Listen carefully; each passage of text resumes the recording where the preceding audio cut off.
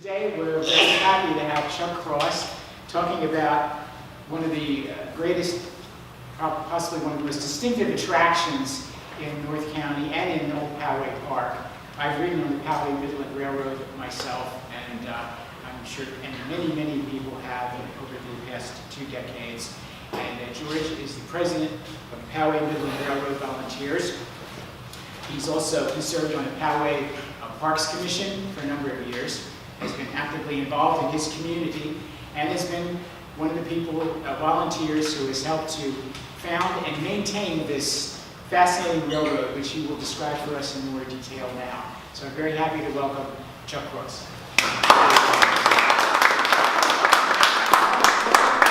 Thank you, Vincent, for that stunning introduction. So, good morning, everybody. Good morning. How many people have been to the Poway Midland Railroad? Just about everybody. Yeah, you too, Bob. I said Bob's in the back. Yes, Bob's a big part of what goes on down there as well. So, Poway Midland Railroad was founded a number of years. I do have some brochures over here in case you're interested. That's the basis of what we're talking about today. But we have our brochures here.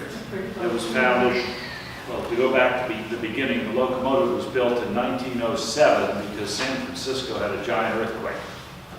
All of a sudden, they needed a lot of concrete. So this Cal Portland Cement Company was in Contra Costa County, where the city of Concord is now located. And they had a mine there. They had a cement plant. And they bought 3 of these locomotives to work in the yard to haul the limestone to the crusher. I have some pictures of that our historical person dug up of them actually operating these things. So they had 3 of those, and then they also bought a full-size locomotive to take the finished product out to the Port Chicago, so it could be shipped over to San Francisco, turned into concrete and poured. So a lot of those streets, a lot of that concrete that's still there, this company made all that. So they operated there till about 1950, when they shut down. The 3 locomotives ended up in a scrapyard in South San Francisco for 10 years. There was a gentleman who came through, Charles Pollard, who owned a machine shop in Vista. If you look into the Vista Historical Society, that machine shop is still there. He bought that machine, he bought that locomotive and brought it down and put a tender and a coach on it in 1960. He died in 1963, and then in 1966 his family sold off the train, and the Porter family, who lived in Old Poway Park, bought it and brought it down there, and he would run it on and off here and there until 1979. And then he got too ill to do anything with it, and it sat for many years just rusting away. And then the city bought the property, I believe, in 1989, and decided, what should we do with this? This is a very interesting piece, but Bob Emery, I don't know if any of you knew him, but he was the one who pushed for it very hard, and they pulled the plug out of the bottom of the boiler, and all this rust and chunks of water, iron came out the bottom. I thought, what did we just buy? But they put it back in shape. When I started, it was sitting on blocks, the wheels were off of it, running gear was off, it was stripped. So it took us about a year worth of Saturdays to put it back on its wheels and plumb it the first time. So we got it up and running, and a couple of years ago we finally figured out that the boiler shell was too thin anymore. The state boiler inspector had us do an ultrasonic test. That boiler was actually replaced in 1937, so it lasted 80 years. And considering how neglected it was, it's amazing it lasted that long. With the water treatment program, we made it last a little longer. But the council decided that it's time to replace this historical object. And they weren't sure when they did this, but about $370,000 later, the boiler has arrived back on site, back on the locomotive. We found a contractor, Concord up in, not Concord, Commerce. Yes, they build boilers still for industrial applications, and they know how to build locomotive boilers. So they built it, it's back on site, we're finishing the plumbing. I don't know when exactly we'll have it out, because we have to have the state boiler inspector look at it, we have to do test runs, things like that. But it's coming along. So I would like to mention too that about 3 years ago, we had some extra wheel sets in storage, and Bob Kaplan took the leadership on building this brand new coach, which is called the Rattlesnake Creek. We built it from the wheels up. The city had an extra set of wheels. Bob took the lead, and other people helped design and build, but Bob was the ramrod on that job. And it's a beautiful piece of work, and we can finally take disabled people. We bought a lift that was integral to the design. And the first time we ran it, there was a young man who'd been coming around for years in a wheelchair who'd never been able to ride. And we said, well, come on. And you couldn't wipe the smile off his face. But the reason I do it, the paycheck, is the children. You come around the corner, there's something about children, they have a connection to steam locomotives. I'm not sure what it is. I've always had one. Bob's always had one. You know, kids from 1 to 92, right? Right. So when I come around the corner, they're jumping up and down. Sometimes they're afraid to get on. But once they get on, you can't get them off. So it's just the closest thing to a living being that humans have ever made out of a machine. It breathes, it chuffs along, people can relate to it. So it's very difficult work, it's hot, it's very rewarding though to be able to do something like that. So we have some brochures over here. Our main attraction, of course, is our Baldwin steam locomotive. We usually run that on the first and third weekends of the month. It's not quite restored to service yet, but we're working on that. The city's going to make a big deal out of it, make a big party out of it when we reintroduce it to service. I can't give you a date on that yet. You can just watch our website, which is in the back of our brochure. So, other stuff that we have there. We have our 1894 LA yellow car trolley, which operates on some Sundays. That was built in 1894 for Los Angeles. Now has a Corvair engine hooked to a truck transmission with a chain drive on it that drives 8 tons worth with a flat 6 Corvair engine. So that was another piece of work to put back into shape, because that was all rotten when we got it off a private collector. It had been sitting in a barn in the Lucerne Valley for 20 years. Everything had to be torn down and rebuilt. Motor, wood was rotten, everything. Bob's been involved in that as well. Passenger coach, the first one we inherited, the Poway Valley, had been sitting out for years. It was loaded with termites. You put your hand right through it. So we had to strip it down to the metal and start over again. So we have some very dedicated volunteers and retired folks who came down during the week. It took them about a year to do that, but we put new flooring in it. I came along and it was down to the subfloor sitting on blocks. It was just a steel frame. So we have the Fairmont Speeder, which is out running today.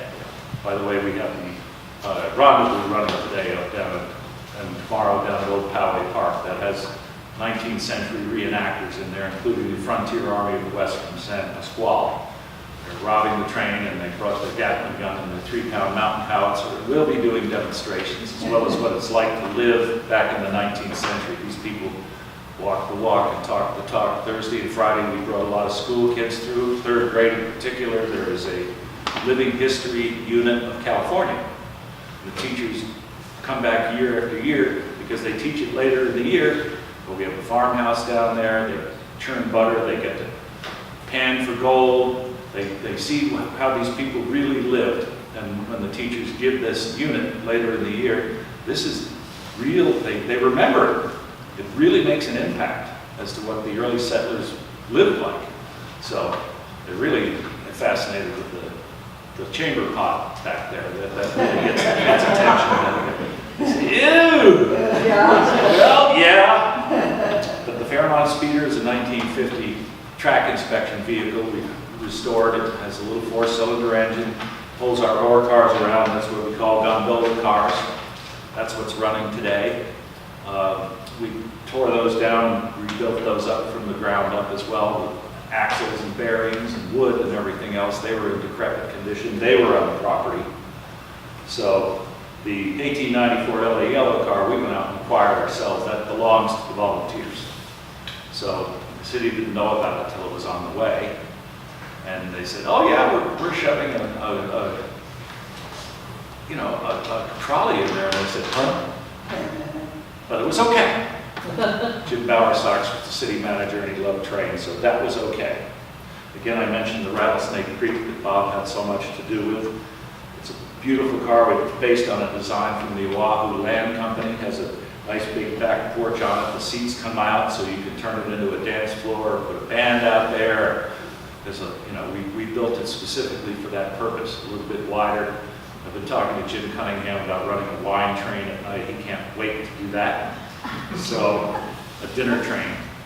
So, our president our president from years ago was a retired vice president of Grumman Aircraft. John was instrumental in designing and building the A6 Intruder and the E2 Hawkeye, which still fly.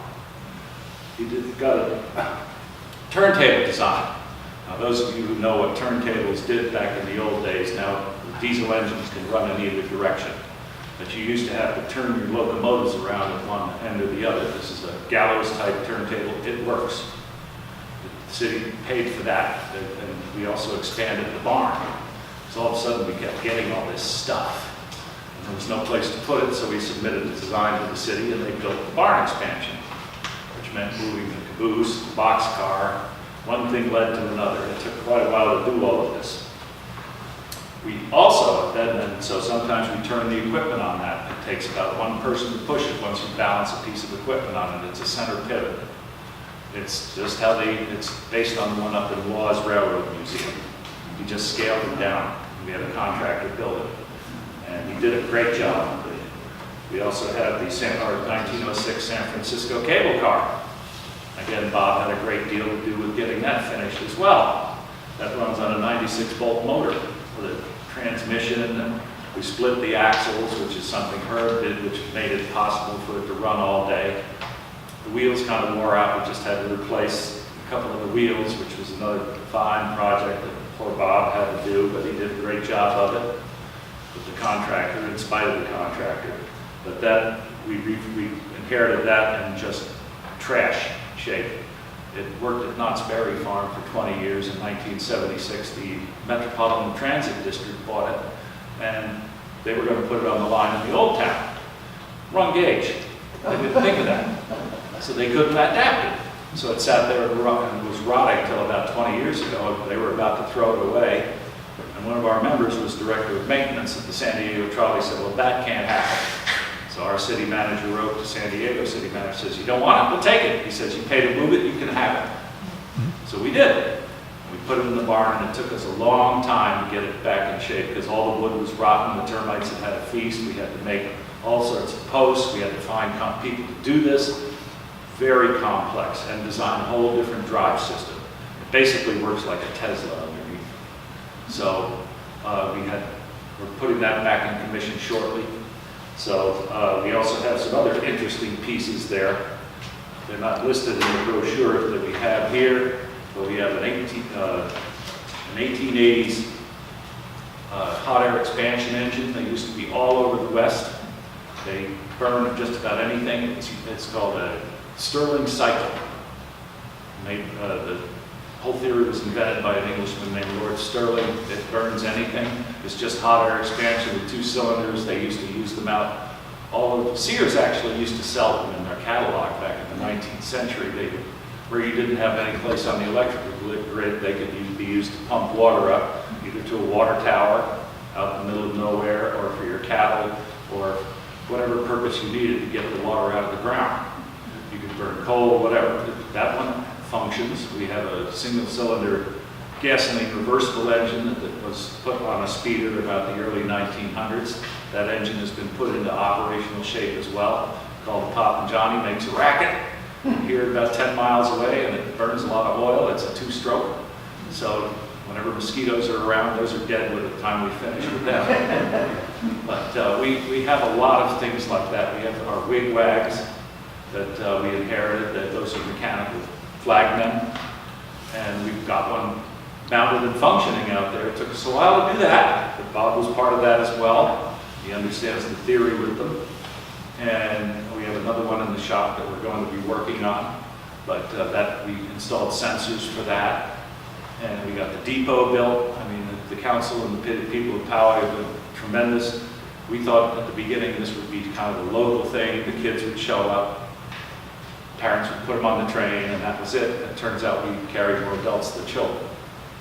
Over the last 20-odd years, everybody wants to go for a ride.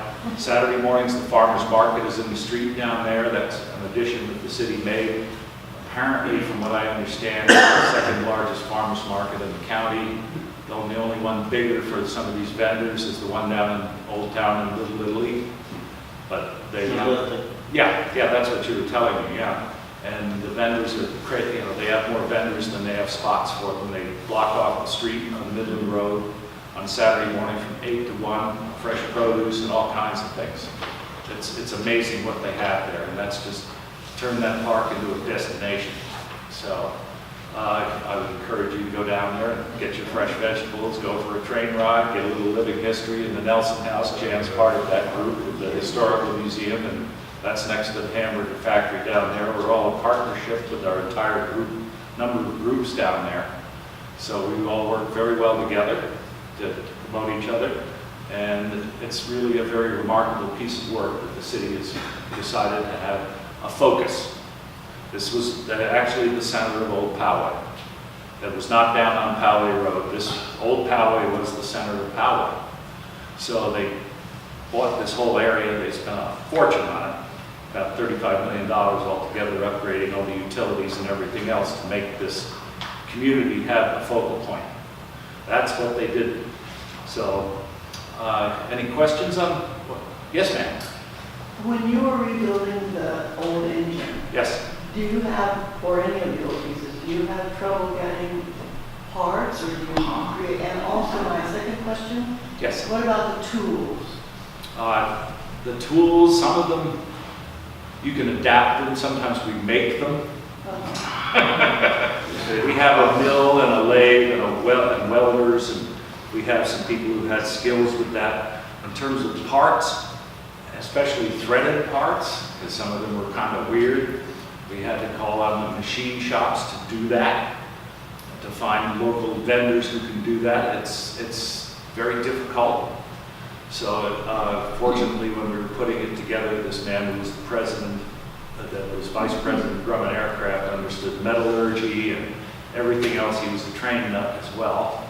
So he brought his knowledge in there, and we were able to get the right metals and the right stuff and find the vendors. It's always a challenge to find vendors.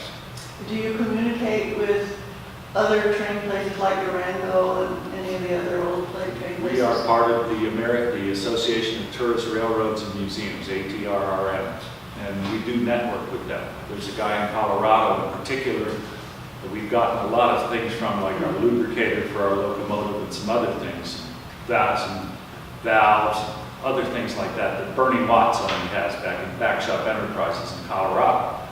Everybody knows him in the business. I've been to Durango and Silverton, and I talked to their chief mechanical officer, and we talked about the resources we have in common. Yeah. They have a shop up there. It's very nice. Yeah. But we have a pretty good shop of our own in terms of the wood shop and metal shop. So our volunteers come in, and they've just done a wonderful job over the years of redoing all of this stuff. But yes, it is a challenge sometimes to get the parts. And you have to understand what's a steam part and what's not.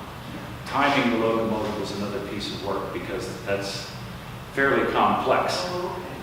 But John Oler and Don Haynes understood that, and they got it done. And it has to do with the pin on the wheel and the D valve on top of the cylinder. There's lap and lead and all kinds of stuff like that. So it's very difficult to time these things, but they got it done. So we've been very fortunate over the years to have a lot of really tremendous volunteers, that other people who've worked on other steam locomotives, and we do have resources we can reach out to get answers. These people who rebuilt the boiler up in Commerce in particular, who worked on the ones for Disneyland and Knott's Berry Farm, they've been doing this a long time. Emil Miller in particular has been at this a long time. He knows how to do stay-bolts, all that stuff. These are very arcane things nowadays. There's not a lot of call for them, but there are some people out there. You just have to reach out. Any other questions? Sir? Do you have a relationship with the Antique Gas and Steam Engine Museum? We have a couple of our members that are members of that as well. and we can reach out to them if we need something. They have some stuff that we don't. It's a little bit different in terms of what they have on their property, but they have steam and gas engines just like we do. Greg Hoyle in particular is our liaison up there, and he's down at the barn working today on a lot of the piping and plumbing. But yeah, we relate to them as well, and if we can help them, then we help them, and sometimes they help us as well. So we have a good working relationship all around. Any other questions? Sir? It sounds like you're like a line item in the city of Poway budget. Can you elaborate a little more on your funding? How do you? Yes. How does that work, and where does it come from? We are a 501c3 corporation that the city had formed. They cover us for workman's comp and disability. We sit down with the city every year. We have a very detailed facilities use agreement. They cover us for workman's comp and disability. So that's the major part of what the city pays for, as well as the building, the electricity, the water. That's part of the Parks and Rec Department. There is no paid staff. There is paid staff at the park, but that's not all they do. They have weddings down there and graduations, and all sorts of events happen at Old Poway Park. They rent some of those facilities out. It's a rare weekend when there is not a wedding there. That's how they help us offset the cost. In terms of the $370,000 for the boiler, the city put up the money to start with, and over the next 15 years, we're going to repay them half the cost on what we collect from ticket fares, from ticket sales. We buy our own fuel and parts and tools, and we bought our own air compressors, and thousands of dollars worth of tools and welders and all that kind of stuff, oil, fuel, all that stuff, water treatment. That's all out of our pocket. The city sits down with us every so often and goes over our P&L and our balance sheet. They know what that is, and we go over in advance what we might expect out of the city in a budget in the coming year. They do allocate some funds because they do own the equipment. So the idea originally was to have the railroad generate enough funds to be self-sufficient, and it's not far off from that. But some of this stuff is like this particular item is not something we could have financed ourselves. So, but this is important enough to all the city council members that they did vote in favor of doing this. But we are going to pay them back for about $180,000 over the next 15 years to offset the cost. So, yes, sir. So your volunteers fit into the Poway volunteer system? Yes, we're integrally part of that. We have to pass our background checks and everything else, just like the park rangers. And Yeah, we usher at the center. It's the same thing. And we're part of that structure. That's correct. It's the same structure. Very well done, actually. That's exactly right. So you're familiar with that. Yeah, there's a line item for the Arts Center as well, and that's always a contentious issue, isn't it? Yes, it is. So, Okay, thank you. yes, sir. See, I haven't been in Holly Park for some years, but I recall you had this narrow gauge locomotive went around the park, That's correct. and that was what was in the Concord concrete. Yes, that was the Cal Portland Cement Company in Concord. Now, it's still operating, I assume. Well, we're putting it back into operation condition now. I also recall there was a large locomotive inside the shed. No, this is the same one. There's only one locomotive. I thought there was almost like a Civil War locomotive in the shed. Well, it kind of looks like it, but it's not. No, that's the one that the city inherited on the property that Colonel Porter had. So there's only one locomotive. There's the speeder, the yellow car trolley, the cable car. There's a lot of stuff that we've collected over the years as well. And someone described it on a website as a place to make somebody who likes mechanical objects that would make their mouth water, because there's all kinds of odd stuff in there that we've preserved. What is now in the barn? The steam locomotive is now in the barn with its tender in the car, passenger car. And the next bay over is the trolley, and then the San Francisco cable car, and the next bay over is the speeder of New York cars, and then we have one other passenger car over to one side. Anything else, sir?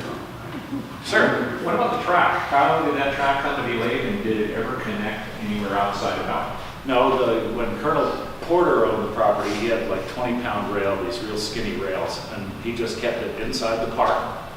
had like a loop track. I knew people who helped him run it, and it was not very well constructed, and sometimes the rails would tip over, and then it would jack up the train, pound it back in shape, get it going again. So it was not something he did very often or very well.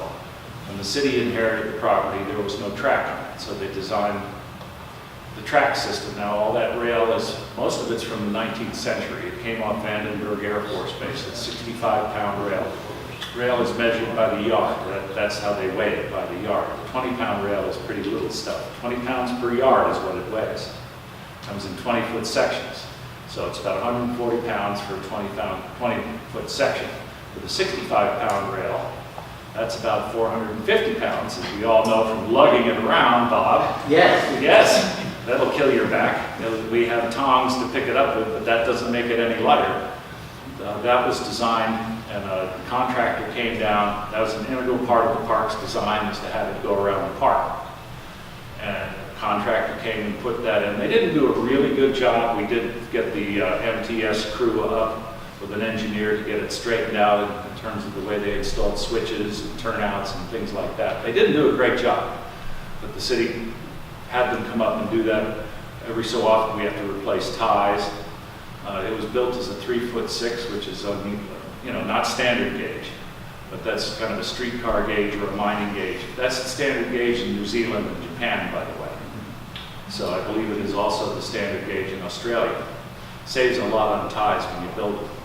When you went through mountains like Durango and Silverton, it's a 3-foot gauge because they're going through mountains, and that makes a big difference. Is how much of the mountain you have to tear down to make the train go around it. So it's a good deal narrower. So, but yeah, that all that rail is marked on the tang ends as to who made it and when. And we've had track experts come out and assess that rail as well. Yes, sir. Yeah, I think you're almost leading into that. You talk a little bit about your safety inspection program and whatnot, both in terms of equipment and the track. We have we've always had a very active safety program among ourselves that we've worked out with the city in terms of keeping it.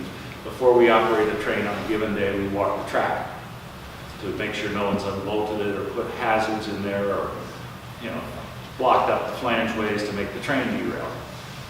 Every so often we go out and we measure the gauge, and when it needs some work, then we do get contractors in there. Like last year, we replaced about 200 of those railroad ties that were rotten, because then it'll go out of gauge, both in and out, especially since it's almost all curves. That makes it another challenge there. And in terms of the barn itself, we have a very active program with the city to come in and have a regular inspection on the barn itself. In terms of fire extinguishers, there's sprinklers, tripping hazards, all that stuff. We've always been very active with that.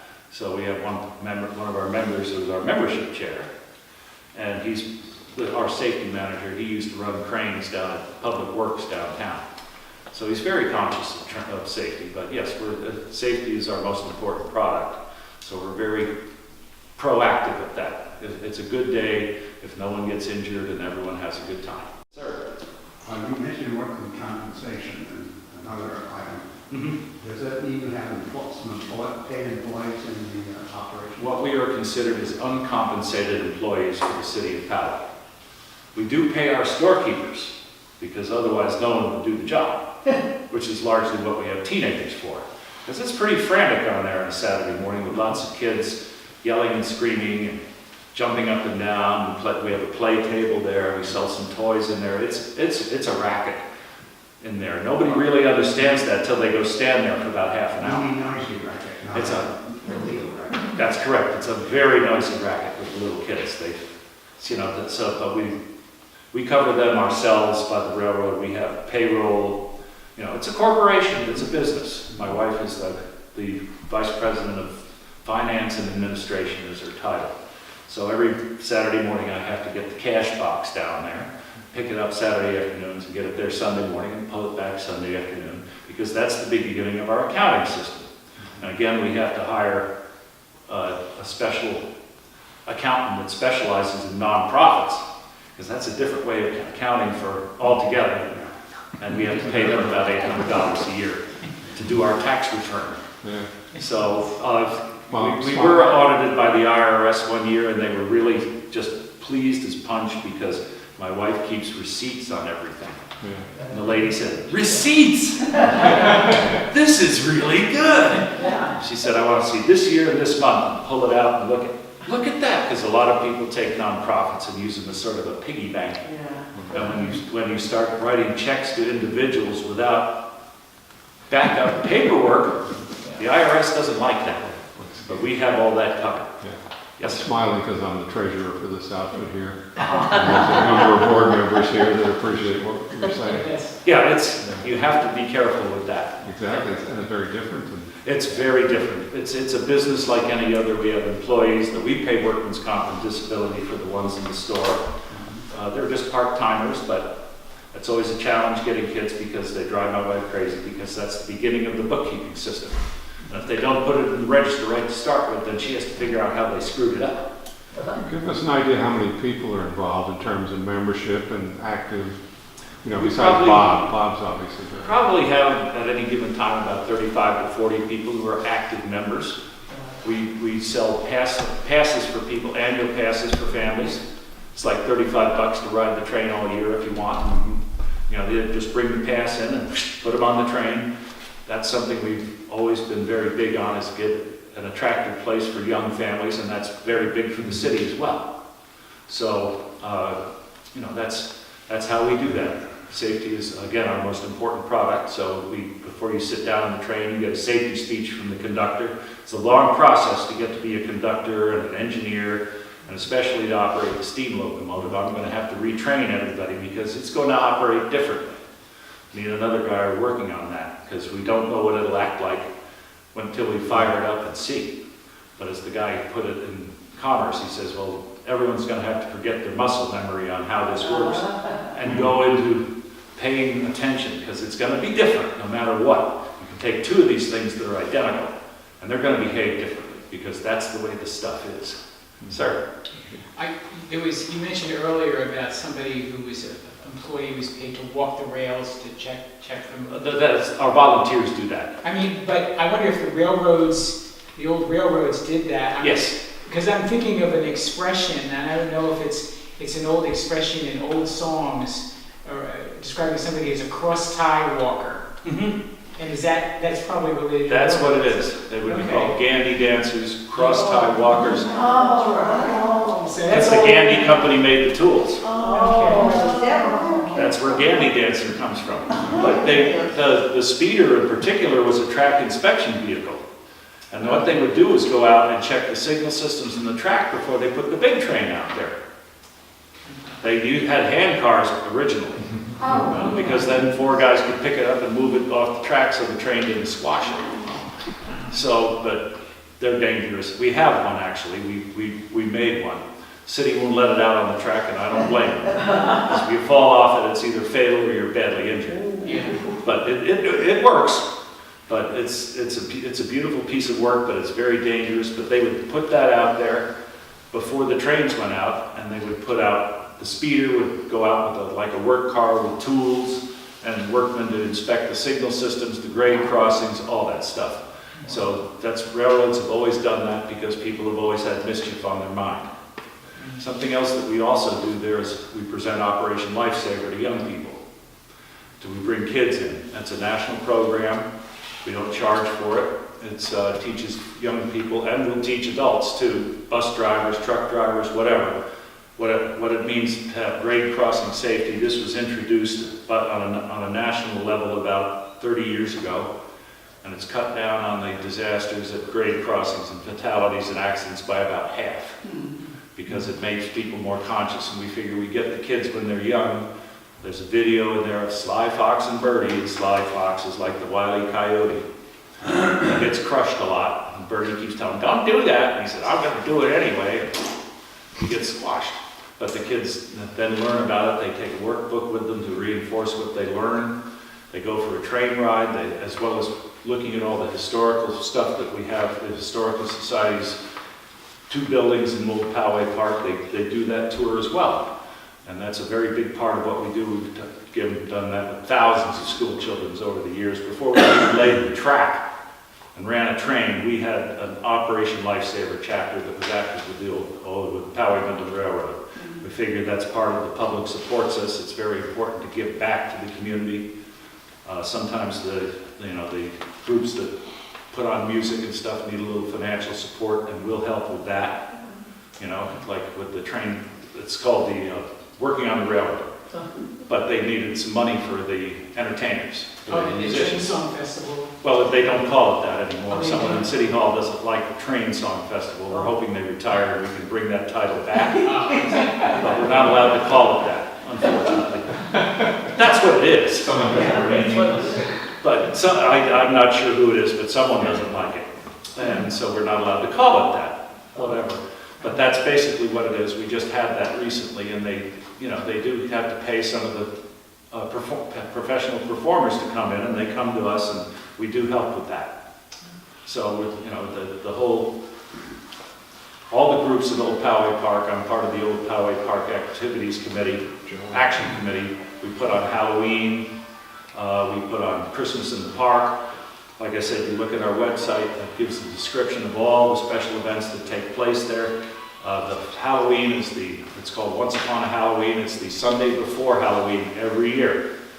We started doing it on the actual Halloween years ago, and nobody showed up. Yeah, they're out trick-or-treating. So we finally figured it out, and we do it the Sunday before the actual Halloween. That way the adults have had the party the night before, so they bring out the costumes again. And the kids are trying out the costumes for Halloween to come. And it's fabulous. There's thousands of people there. The Ghostbusters car is going to be there. There's pumpkin stuff. There's a haunted house. There's all kinds of stuff going on there. They always need volunteers for that as well if you're interested in doing that. Lynn Woolsey's in charge of that. And it's a tremendous event. Christmas in the Park, we bring with Santa by train at about 5:30. And This weekend. This weekend, rendezvous. oh, I thought I'd mention Rendezvous this weekend, but that's where the 19th century reenactors are camped down there. You can go down there tonight. They're cooking food. They really like this place because most of the places they go are on dirt lots out in the middle of East Jabet. This place has grass. There's a bathroom right there. There's a restaurant there, and then there's the liquor store down the street. Don't forget that. It wouldn't be authentic frontier.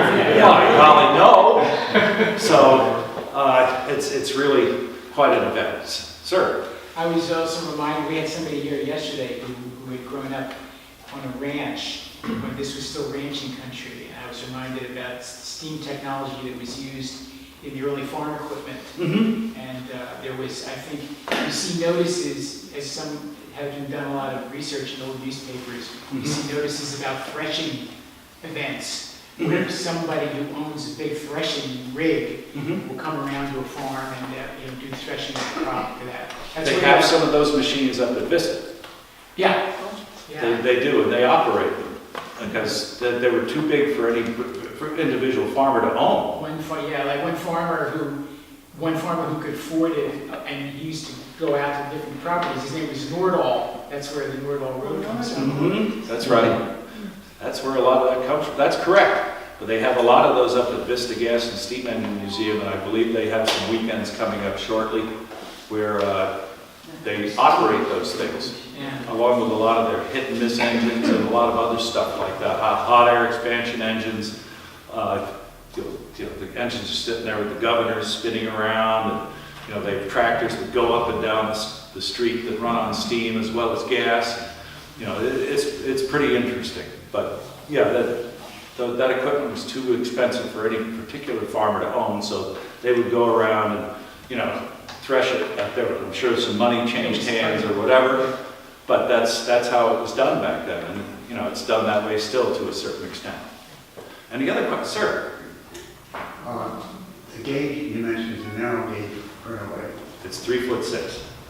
There's the National Railway in New Zealand told us on narrow gauge. It's 3'6". Yes. Yes, so you can run your locomotive and drive on And in Japan as well.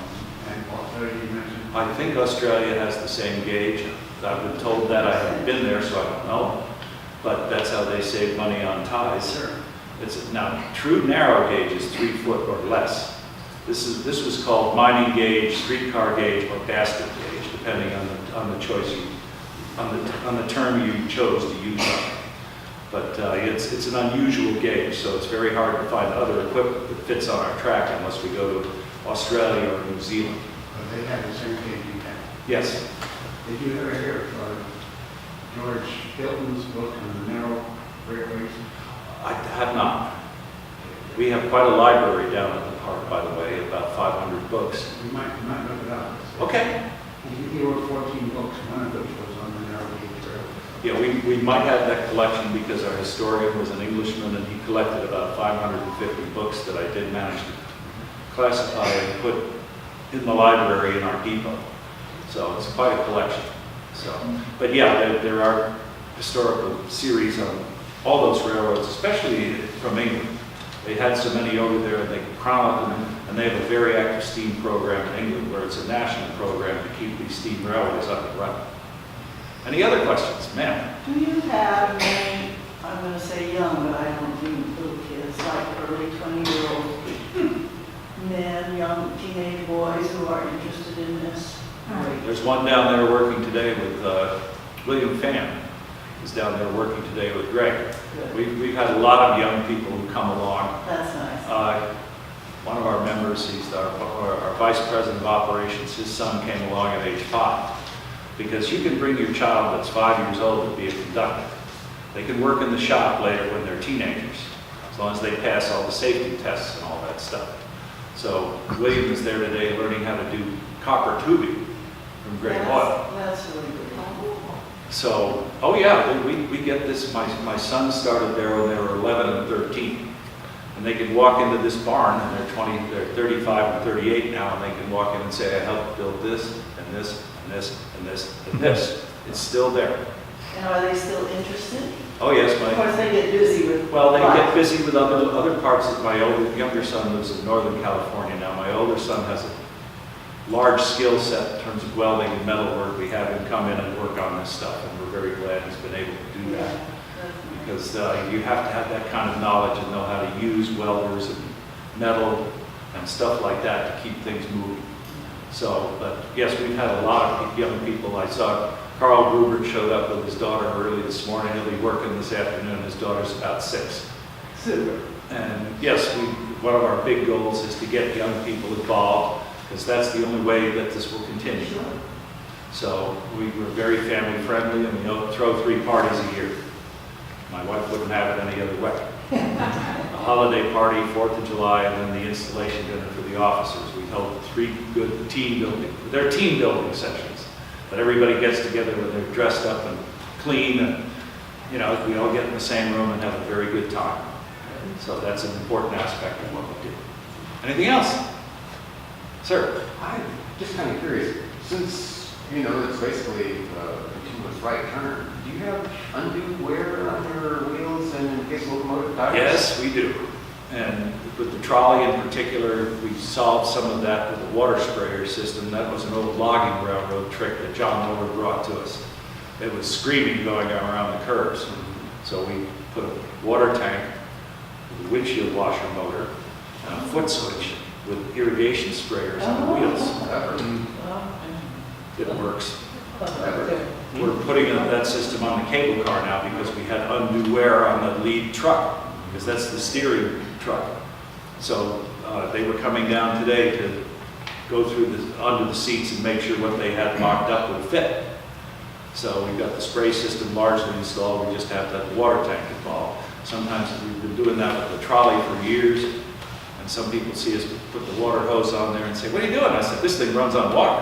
And they're like, yeah, sure. Some of the kids say, oh, yeah, wow, cool. So we have a little fun like that. But yeah, when our vice president of operations, his son started at age 5. He's now a 20-year-old junior studying chemical engineering at Caltech, Berkeley. So yeah, we like to bring families in, because it's a family activity that, the kids can come and hang out. We have several, Evan and his mom, she's a doctor. She comes in on Sundays. Her son helps her punch tickets and helps run the train. It's very important to these kids. They get a t-shirt like this, And we give them a little hour pin every year. We track their hours. And they go to school, and they're like, I'm a volunteer. I get to do things adults do. Well, and then they have to learn how to do it right, too. That's something they don't get to do very many places. They get to be docents and have to learn the history of everything and how to do things safely and how to handle this mill safely around moving equipment. It's dangerous stuff if you do it wrong. And it really makes an impression on them. Anything else? This water thing on the wheels, Yes. is that at 120 for the hose? So every time you go around a curve, you step on the foot switch and spray it. It comes from the same stuff. Yes. It's not, okay, so Yes, sir. it's all curves in there. Pretty much. So you pretty much got your foot on it. There aren't many straight sections there. You're absolutely right. You're right. So yes, but that's something logging railroads used to do to minimize the wear on their locomotives on all the tight curves they would do and switchbacks, and would also keep the sparking down and keep them from burning the forest down. So John Oler knew about that and said, well, why don't we try that? And it works. So, The track will tell you very quickly if you don't have your foot on the switch. yes, it screams at you. That squeal will drive you crazy. Oh, the cable car, the trolley in particular, was a long single fixed truck. So it was howling. We tried putting a little track grease on there, and then we couldn't climb the hill. Oh. So we had to wipe all that off. Yes. Then we tried dish soap. Well, that's as bad as oil. So we just put water on it. And then it dries up. It makes the rails a little rusty, it makes them a little squeaky, but that's just part of rail music as far as we're concerned. Anything else? Wow, what a great group. Give yourselves a round of applause.